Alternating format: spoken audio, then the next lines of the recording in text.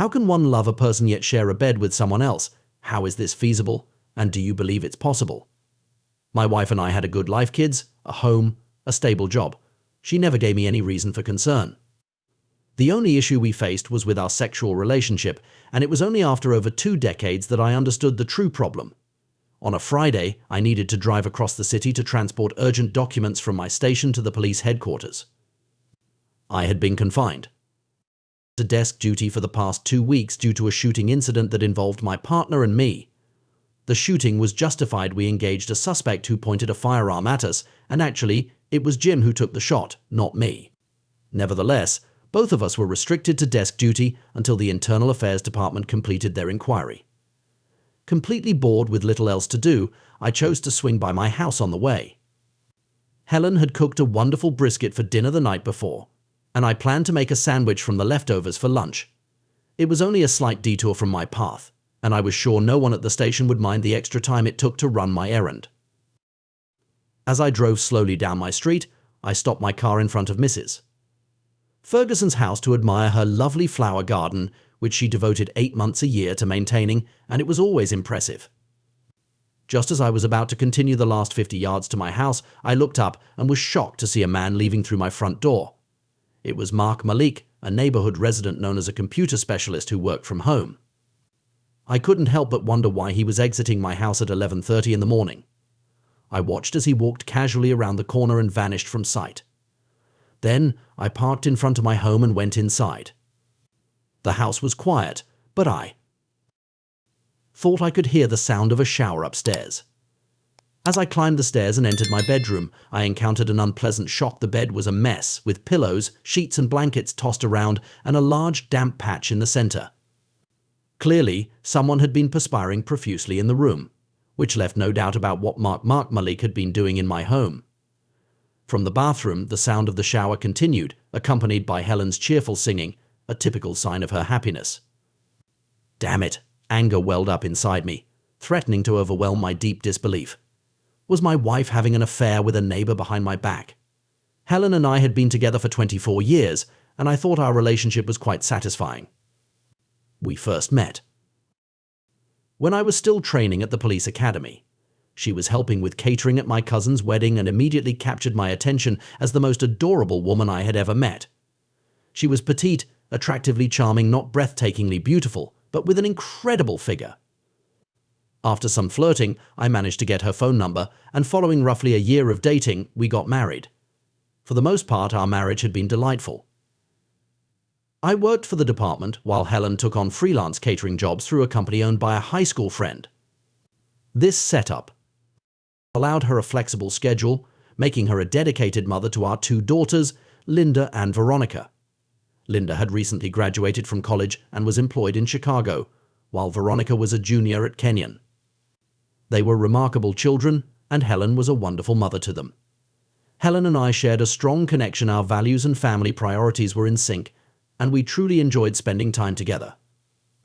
Whenever we met other couples who appeared indifferent to each other, we shared knowing glances. We still had fun together after 2 decades, never running out of things to talk about. I felt incredibly lucky, except for one thing: our sex life. Helen was undeniably attractive and possessed an engaging allure.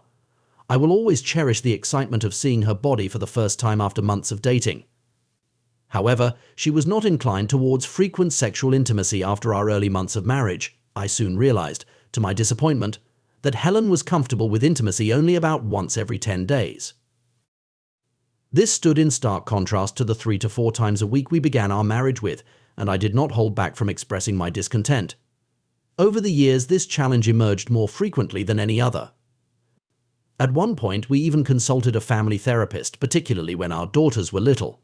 After enduring years of frustration and sadness, I finally came to understand that my wife truly loved me. Her diminished interest in sexual intimacy wasn't a personal rejection; she simply had a lower desire for it. The therapist assisted in managing my frustration and also helped Helen recognize the importance of making additional efforts. Consequently, what was previously a frequency of once every 10 days improved to about once a week, and sometimes twice if I could convince her. I clung to the hope that, as our daughters went off to college and we found ourselves with more free time, not having to drive them to various activities like vocal lessons, tennis practice, dance classes, or their friends' houses, our circumstances might get better.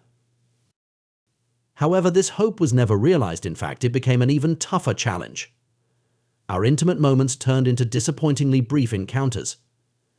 I longed for tenderness and closeness, but most of the time she rebuffed my advances, defensively saying, "Not today, honey. Can we just make it quick?" I was baffled by her resistance.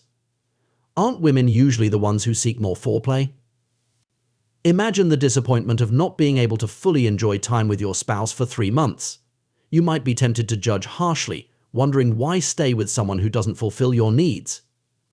But the truth is, Helen and I share a deep bond and mutual respect despite her limited enthusiasm for sex. She expresses her love for me in countless ways daily, and we envision a future growing old together. It's just that our sex life isn't a significant part of our relationship. Over time, through my own efforts, I found ways to cope. That's why when I stumbled down the stairs and out the front door, I was both shocked and furious.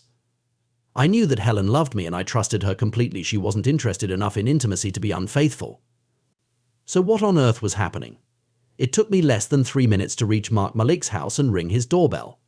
When he opened the door slightly and peeked out, unsure, saying, "Hi, Rob. What are you?" I pushed the door forcefully, causing him to stumble backward and fall. Closing the door behind me, I grabbed him and kneed him, doubling him over in pain. When I lifted him again, I was satisfied to see his face drained of color, showing fear. He was speechless, gasping for breath as I held him by the collar with my left hand and struck him several times. To finish, I delivered a powerful final punch and threw Mark onto the couch in the living room, watching him struggle to breathe. I then leaned in close and wrapped my arm gently around his neck, saying sternly, "Listen closely, you worthless man. I know exactly where you were and what you were doing this morning, and I'm on edge. I have a gun and a shovel." He was silent, his eyes wide with terror. "Now, you're going to answer all my questions, then clean yourself up and continue with your life. And you will never, under any circumstances, speak to Helen again. Do you understand?" I tightened my grip on his neck slightly to emphasize my point, and he nodded frantically, whispering, "Yes, yes, Rob, I understand," clearly intimidated. After letting him go, I urged him to start talking. I made it clear that it was in his best interest to disclose everything, without minimizing or concealing any details. He confessed everything he and Helen had been involved sexually for over 2 months. Shockingly, he claimed she was the one who initiated it during a neighborhood gathering on July 4th. She openly flirted with him when they were alone. A few days later, she phoned him in the morning, requesting his assistance to shift a filing cabinet. Upon his arrival, she greeted him at the door wearing only a bathrobe, expressed her thanks, and kissed him fervently. She then hugged him close and touched him before he could express his reservations, and soon they were in our bedroom. I was astonished by his disclosures. Helen was brimming with eagerness and looked forward to each encounter with him. Mark alleged that he repeatedly questioned her, "Are you certain this is okay?" "What about Rob? I cannot verify if this is true," but he insisted that she reassured him she could keep it concealed from me. Since their initial meeting, they had met several times a week, either at my house or at Mark's. This morning, he recounted, when I visited her house, she met me at the door. We went upstairs, and it happened again. Listening to Mark's narrative, I could only sit there, disbelieving my ears. The woman I thought I had been married to for 24 years bore no resemblance to the one who had been eagerly seeing Mark since the summer. "One last question, then you can clean up your mess. I can't believe you're the first man she's been unfaithful with. Did she mention any others?" Without hesitation, and completely broken by now, he admitted that she hinted there had been a few before him, but she only named one, Joe something Oberman, or Alderman, as a firefighter. He said he ended things because his wife grew suspicious. Joe Alderman, he and Stephanie had been close friends of ours since our daughters were 5. That despicable man. Both Helen and I were fortunate I had the afternoon to collect myself and regain my composure. Helen's luck was that I could have hurt her, while mine was in avoiding a lengthy jail term. By the time I returned home for dinner, I had managed to control my anger. Helen remained as cheerful and affectionate as usual. We enjoyed a delightful meal, discussing ordinary matters like the children's welfare, upcoming catering events for her, and the tedium of my desk job. Remarkably, I was able to conceal my simmering fury behind a facade of normalcy. Later, as she lay in bed watching a rerun of CSI, I joined her. Naturally, the bedroom had been returned to its pristine state, complete with fresh sheets. I leaned over to kiss her cheek and slid my hand under her nightgown to stroke her thigh. She gave me a wary look and replied, "Not tonight, darling, I'm feeling a bit exhausted. How about we just relax and watch some TV together normally? This would cause me to withdraw, maybe with a touch of disappointment, but not tonight." I persisted, moving my hand higher, and insisted, "No, I really need you tonight, honey." "Come on, you'll enjoy it, Rob," she said, sounding annoyed. "I really want to, but I'm exhausted. It's only 9:30, you can't be that tired." She looked at me and stated, "I don't want to," while maintaining eye contact. I softly suggested, "What if you imagine I'm Mark?" Her body tensed slightly in surprise, an unexpected O escaping her lips as she stared at me, wide-eyed. It was an expression I'd never seen on her face during our entire time together. As a result, she consented to intimacy without words, and I assure you we had never experienced this before.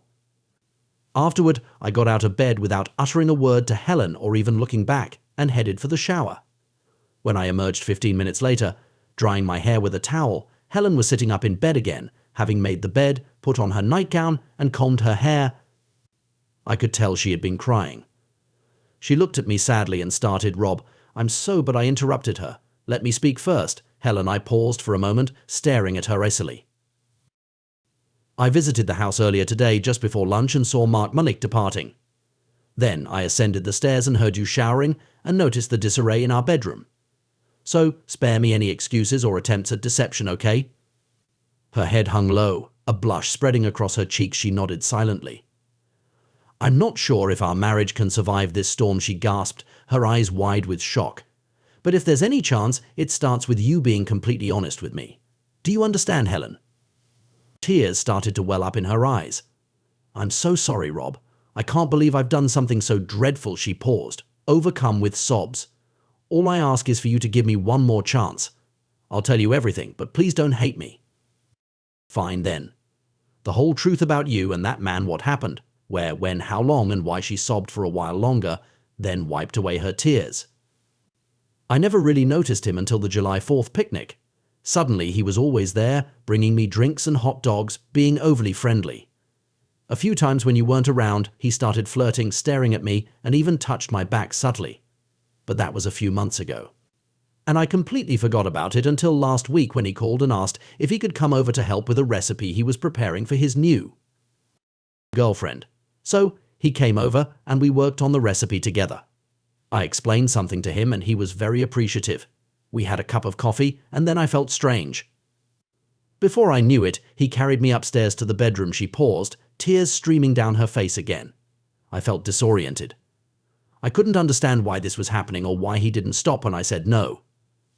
"He's a real monster." After he finished, he confessed that he had put something in my coffee and showed me his digital camera. He took a picture of us, Rob, the two of us, and he threatened that I should keep seeing him, otherwise he would ensure that you and all your friends at the station received copies of these photos. Rob, I was so confused and didn't know what to do. I listened impassively, though internally I was skeptical. It seemed likely she was fabricating a web of lies, but I decided to hear her out nonetheless. Unbeknownst to her, I had already spoken with Mark. He phoned last week, stating he'd return today at 10:30 a.m., insisting I prepare for his arrival. I was petrified about the incriminating photos, so I allowed it. He showed up, and we repeated what happened. I exhaled heavily. "Helen, why didn't you inform me after the initial incident? Do you not realize we could have tested your blood and had him prosecuted for assault?" She cast her eyes downward. "I see that now. I suppose I wasn't thinking clearly. I was just terrified of your reaction, both towards me and him. Oh, Rob, I was so scared and so lost." Tears streamed down her face. "I'm truly sorry, darling. A fanciful narrative, I thought, silently implausible. Yet not entirely implausible if one could entertain the notion that Mark Malik would be foolish enough to assault a police officer's spouse. Yet the account you provided during our confrontation seemed more credible, despite contradicting my perception of my wife. Then there was the most damning evidence of all, the sound of Helen cheerfully singing in the shower mere minutes after Malik allegedly coerced her into another encounter." I pondered further, staring out the window while Helen sniffled and wiped her eyes. "You've acted foolishly, Helen." After 25 years together, I expected more trust from you." She glanced at me sheepishly, repeating, "I'm so sorry, Rob. I need some time to consider how to address this. Perhaps a few days." During this period, refrain from speaking to Mark or anyone else about this. Understood. "Okay," she agreed, suddenly hopeful. "Please, Rob, don't do anything risky." Leaning forward, I studied her face. "Helen, be honest with me now. Has this been the only instance of infidelity in our marriage?" She attempted to meet my gaze, but her eyes flickered away momentarily. With my experience interrogating suspects, I knew what that meant. "There's been no one else, darling. No one but you until Mark." Her tears flowed again, and she didn't finish the sentence. The blatant falsehood reignited my anger instantly. I rose from the bed and began pacing around the bedroom. "In case it's not abundantly clear, my dear wife, I'm extremely displeased with you at the moment. You'll be sleeping in the guest room tonight, so gather your belongings and leave." "Rob, did I not make myself clear?" I interjected with increased intensity. "I'm done discussing this tonight. Now, get out of here." "But darling," she started with a small gasp, hastily grabbed her bathrobe, and exited the bedroom. I settled back into bed to watch a football game for an hour before drifting off to sleep. Surprisingly, I slept well last night, even though Helen wasn't beside me as usual. Perhaps releasing some tension a couple of times had helped. As I descended the stairs, the aroma of brewing coffee filled the air. Entering the kitchen, I discovered Helen had prepared an extensive breakfast: pancakes, sausages, scrambled eggs, and even freshly squeezed orange juice. Helen stood at the counter pouring my coffee, her expression worn yet cheerful.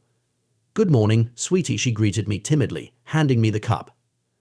"Hello, Helen," I responded neutrally. "This breakfast looks wonderful." We ate together, engaging in light conversation, and I observed Helen gradually easing her tension. Once I was satisfied, I pushed my chair back from the table and stood up. There was only one way to uncover the truth, and I wasted no time in pursuing it. I informed Helen that I needed some alone time and swiftly made my way to my basement workshop before driving directly to Joe Alder's house. As I pulled up, I noticed him walking towards his front door with the mail. I invited him to accompany me for a while to inspect the new car I was planning to purchase, and we set off, heading towards Forbes Avenue where the car dealerships were located. I turned onto a quiet side street and pulled into a secluded parking lot behind the football field. Joe stared absently out the window. Suddenly he turned to me puzzled and exclaimed, "Rob, why are we here? What the hell is this?" My service revolver was pointed 6 inches from his face. "You despicable jerk. We've been friends for over 15 years, but that didn't stop you from betraying me with Helen, did it?" His face paled, and he instinctively recoiled from me. "Rob, who are you? I've never stopped it, you idiot. I talked to Helen, and she told me the whole story. I'm so close to pulling the trigger that you'll disappear without a trace." He caved. It was evident in his expression, instantly realizing Helen had already confessed. He saw no point in denying it. Instead, he scrambled to defend himself. "Rob, I swear it wasn't my fault. She kept coming on to me over and over. I kept telling her we were just friends, that it wasn't right, but she wouldn't back off." I lowered the gun slightly, observing his deep breaths and the sweat beading on his forehead, fear evident in his eyes. "Tell me everything, slowly and carefully, and don't omit a single detail. If your story doesn't align perfectly with Helen's, I'll make your cheating look like an accident." He eagerly complied, desperate to avoid the consequences. His version mirrored Mark's. Charlene had been aggressive. With our families spending much time together, Helen had escalated their usual banter. About a year ago, she began making physical advances, even when others weren't looking, eventually propositioning him over the phone. Despite initially rejecting her advances, or so he claimed, her persistence wore him down until he gave in. "Rob," he began cautiously, "since you wanted to hear the whole story, I'm going to tell it. Just put the gun down, okay?" I nodded, signaling him to continue. "She was the most attractive woman I've ever been with. I've never had such intimacy as with her." "How long has this been going on?" I asked in a low and threatening tone. "About 8 months. We met once or twice a week. I was always afraid you'd find out about it." Then Stephanie began to suspect something, to act strangely, as if she somehow sensed that I was going astray. In the end, I convinced Helen that we should stop. It was last June. How did she react? She was annoyed, but she put up with it because she didn't want Stephanie to find out. She even made a joke. Well, I guess I'll just have to find someone else to take your place. Joe, have you ever asked her why she cheated on me? Yes, many times. Even before we started, I asked her, why do you want to do this? And what did she say? Nothing that really makes sense, just that she loved you, that you were a great guy, but she needed something more. Do you think you were her first lover? No. She mentioned a couple of other guys she was involved with.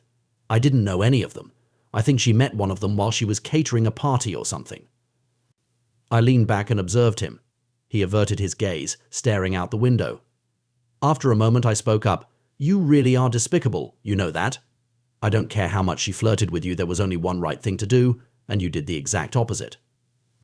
He lowered his head, avoiding eye contact. I suspected he was secretly relieved that I wasn't going to harm him. Our friendship is done, jerk. Get out of the car here, but it's at least 10 miles. His words trailed off when he saw the expression on my face. Quietly, he exited the car and walked a few paces away without another word. I turned the car around and headed back to town.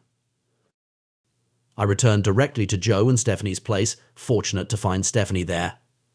Hi, Rob, weren't you with Joe just now? She inquired, peering past me to the vacant car. Yeah, but something came up. Listen, can we chat for a bit? Perplexed, she guided me to the kitchen, and we settled with cups of coffee. Steph, we've been friends for a long time, and there's no easy way to say this. Joe and Helen had an affair. What? She gaped at me, then shook her head. Rob, I might have believed you if you mentioned Joe and someone else. I had a suspicion last spring that something was going on, but Helen? No way.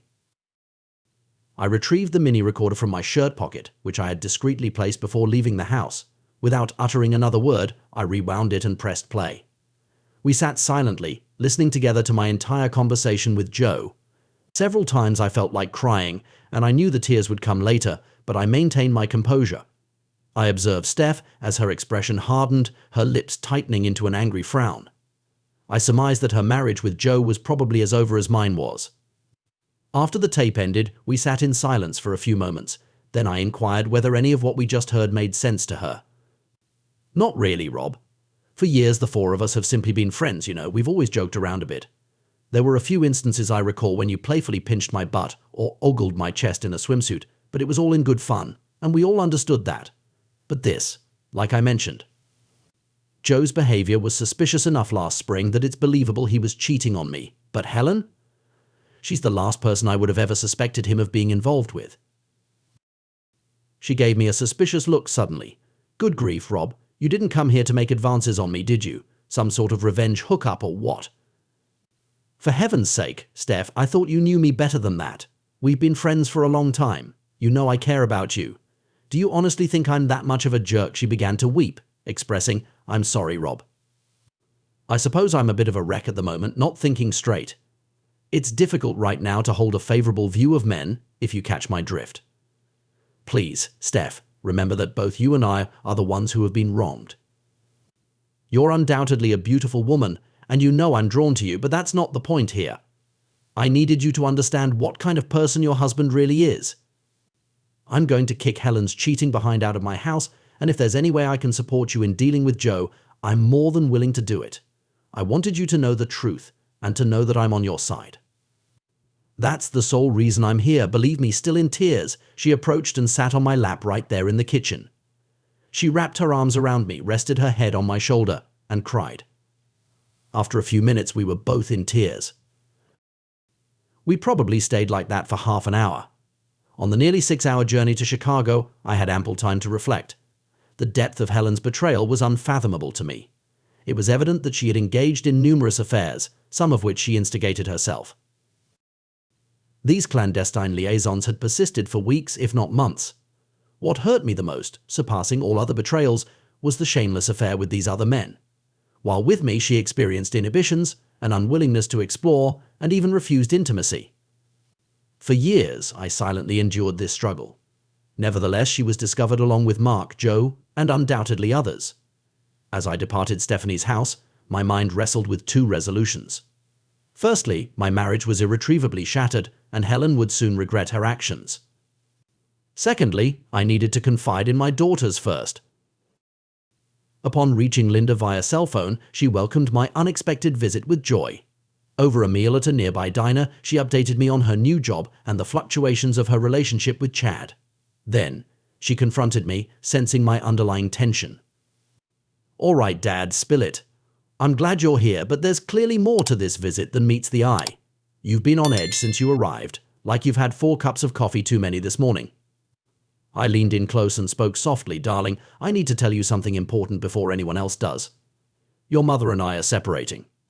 I've discovered that she's been unfaithful to me with multiple men for quite some time." The following hours were difficult. Linda struggled to believe me, and I had to convince her that I was certain about Helen's infidelity, while also shielding her from the most hurtful details. Back at Linda's place, after she finally accepted the truth, she cried inconsolably. I shared in her pain, realizing the shattered image of her parents' relationship was devastating for her. Tears flowed freely that day. I slept on Linda's couch, and before leaving the next morning, I made a request: "Please don't confront your mum for a few days or until she reaches out to you. I need to speak with Veronica today and then begin the divorce process. After that, your relationship with her is up to you. Remember, your mum loves you dearly, and whatever she did to me, not to you, sweetheart." I arrived at Kenyon around 9 p.m. on Sunday, and my meeting with Veronica mirrored the one with Linda. It was painful, filled with tears and questions that couldn't be answered. I departed for home early Monday morning. Since I left the city, my mobile phone had been turned off. Now that I turned it on to tell the station chief that I had the day off, I found 11 messages from Helen. They ranged from tearful apologies to increasingly desperate pleas. After deleting them, I continued driving, thinking about how to get through the last chapter of our marriage. This situation has devastated me. The union I had put my whole heart into, which I had hoped to keep until the end of my days, was now in ruins. And for what? So that my wife could indulge in meetings, revealing a side of herself that she had never shared with me. I turned to a PBA lawyer I know for a divorce recommendation. When I arrived in the city, I immediately visited the office recommended by the lawyer. After an hour of discussion and the publication of Joe's record, I put the process into action. Since the girls were not at home, custody and alimony issues did not matter. My main concern was the house. If Helen disputes this, I decided to publicly shame her. Other than that, I wasn't much interested in it. At about 4 p.m., when I passed by the house, Helen's car was not there good, I thought. After parking in the garage, I arranged for a 24-hour locksmith service. By 6 p.m., when Helen returned, I had made some arrangements. I felt her disappointment and annoyance when she tried to open the front door with her key. I quietly opened it and noticed how the irritation on her face was replaced by a mix of tenderness and nervousness. "Rob, thank God you're back. Where have you been for 2 days? I was so worried. Why didn't you call?" she exclaimed. I waved away her question. "Come inside, Helen. Please. Take a seat in the living room," I said calmly. When she tried to hug me, I pulled away and headed into the living room. Puzzled, she trailed after me. "Rob, dear, what's going on?" Her voice trembled slightly, and her eyes reflected concern. Without answering, I motioned for her to sit on the sofa. Not taking my gaze off her, I studied the worried face of the woman who had held my heart for so many years. I let the silence drag on for a long time before I spoke. "Helen, you know I would never lay a hand on you or do you any harm. You were a woman I once loved very much," she exhaled. "Rob, once upon a time I—" "Shut up," I shouted, exploding and cutting her off. "I may not physically harm you, but that doesn't mean I don't want to. So just shut your lying mouth and listen to me." "Rob, I am." "Shut up, Helen," I growled threateningly. I won't repeat myself. By this point, her complexion had paled with a mix of fear and anxiety. I could observe her hands trembling in her lap. "We're going to have a discussion calmly and respectfully," I continued, "and then you'll leave. I'm not concerned about where you'll go, and frankly, I don't care. This marriage is over. Our life together is finished," she gasped, about to say something, but a glance from me silenced her. "You've been unfaithful to me with Mark, with Joe older, and it seems with a couple of others as well. I don't know the extent, and frankly, I'm not interested. For months, possibly years, you've been engaging with other men. You've given them what I've pleaded for. done things with them that you refuse to do for your loving husband, despite my repeated requests. If betraying your spouse through infidelity is a measure, you've taken it to an extreme all acceptable for someone down the street and even for one of our closest and oldest friends. But not for the man who has dedicated himself exclusively to you for over 25 years. I genuinely don't recognize you anymore, Helen. I thought I did, but clearly I was mistaken. I would have sworn on your faithfulness and loyalty with my life. It's fortunate I didn't, isn't it? I glanced at her, seeing her seated motionless on the couch, tears streaming down her cheeks. She had ceased attempting to speak, appearing entranced. I casually pondered what thoughts occupied her mind. Was it something like, oh no, he must have found out, or perhaps it wasn't worth it in the end. Here's the crux of the matter that truly irks me: you love me. I'm aware of your love for me. We've envisioned growing old together. And I believe you were sincere. Well, guess what? That's your consequence. You don't get to grow old alongside me. You don't get to share a life with me anymore, to wake up beside me every day and cuddle with me at night. You don't even get to reside in this house any longer. I gestured towards 3 suitcases positioned in the corner. In 5 minutes, you'll be loading those into your car and driving away, Helen, and you won't be returning. She let out a cry, catching me off guard. No, Rob, please, baby, you. Yes, baby, I spat out harshly. I can, and I will. I'm kicking you out, but first, a few minor details. I advanced towards her until I stood directly in front of her on the couch, looming over her. She recoiled in fear, watching me intently. I slid my wedding ring off and let it fall into her lap as her eyes widened in astonishment. I seized her left hand and removed her wedding and engagement rings. I dropped the wedding band into her lap as well, but I pocketed the engagement ring. The engagement ring belonged to my grandmother, as you're aware. That's staying with me. As for the wedding rings we exchanged, you're free to do whatever you damn well please with them. Melt them down, toss them away, or stick them wherever you like. They once symbolized our love and commitment. But we both understand their value now, don't we? I strode over to the coffee table and grabbed a stunning glass vase, mostly transparent but gleaming with vibrant blue and green hues. Remember this, Helen? It's from Venice, the 5th anniversary gift we gave each other. It cost a fortune, but we cherished it because it represented our bond with a swift motion. I hurled the vase to the floor, where it shattered into countless pieces, eliciting a cry of anguish from Helen. Not worth keeping anymore, I stated coldly, turning away. I grabbed 2 photo albums and flung them into the fireplace, our wedding album and our family album. All those precious memories, all those reminders of what we meant to each other, but they serve no purpose now, do they, Helen? I bent down to pour lighter fluid on them, then ignited a match and watched as they went up in flames. Helen abruptly lunged towards the fireplace, attempting to halt me with a cry of no. However, I swiftly encircled her waist and guided her back to the couch, where she collapsed in tears. Together, we observed as the flames devoured the albums, while I tenderly touched the pocket where I safeguarded the pictures of our daughters, rescued from the family book. My recollections of our girls remained invaluable to me. Within minutes, both books turned to ashes. Helen continued to sob, her face averted from mine. All right, Helen, that's enough, I interjected briskly, clapping my hands. The spectacle is over, and it's time for you to leave. Despite my words, she made no attempt to move. Taking her arm firmly, I urged her to her feet and guided her towards the front door. Wait, Rob, please wait, she pleaded, struggling against my grasp. You can't just kick me out like this. Actually, hell, I can, and I will. Her expression betrayed anguish and fear. Without even hearing me out, without giving me a chance to explain, I stepped back, studying her silently for a prolonged moment. Helen, do you honestly believe that anything you could say, any explanation you could offer, would alleviate my pain and betrayal? Is there anything that could make your infidelity, your utter betrayal and humiliation of me, more tolerable? Anything at all that could make this situation less agonizing or less dreadful? But I haven't even had the chance to explain. Why do you think I give a damn about why I erupted? Will knowing why you did this bring me solace? All right, everything's fine now that I understand Helen's motivations. Are you delusional? She gazed at me, worn out, terrified, and distressed, wordless.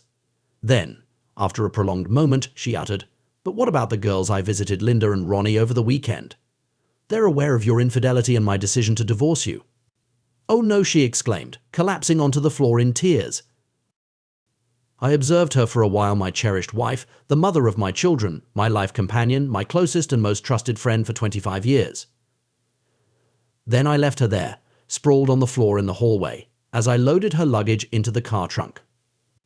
Upon returning inside, she sat there, vacant-eyed, staring into space, silently. I helped her to her feet and guided her outside to the car. The car key rested on top of the car, and I positioned her by the driver's side door. I pondered appropriate parting words, but none came to mind. Goodbye, Helen felt inadequate for the moment, and you cheating felt cliché, so I simply departed. I re-entered the house and locked the door behind me, standing there in the hallway. I didn't move, didn't really think. I waited to hear the sound of Helen's car driving away.